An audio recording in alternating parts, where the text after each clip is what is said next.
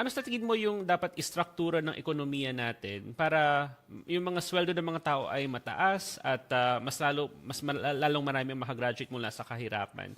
Pag-usapan muna natin. Kasi right now, di ba, we are a service-driven economy. Yung agriculture, less than 10% of GDP, and then manufacturing in between. Pero ito ba yung tamang landas natin in terms of the structure, yung service-driven? And how can we boost yung productivity of the labor force if we're going to push for a service-driven economy? Okay, magandang tanong yan kasi merong competing schools of thought.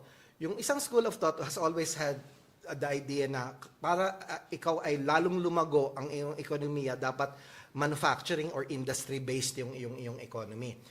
Some of yung mga ating kapitbahay na bansa have taken that path. Now, for instance, Malaysia, although nag-umpisa na ng very agricultural, pero naging more industrialized sila. No?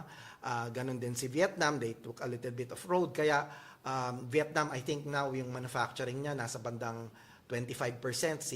Si Thailand rin yata nasa bandang 27%. Samantalang tayo, kulelet tayo, nasa bandang 16%, no? Ang ating manufacturing. So maliit yung ating industrial base. Tapos, ang pinaproduce pa natin, medyo low value. No? Kaya, kung low value, tapos yung mga Pilipino na nagkakaroon ng trabaho sa mga factories, di syempre, konti lang yung, I mean, may mas mataas ang makukuha mo kaysa ikaw ay farmer, pero maliit pa rin, no?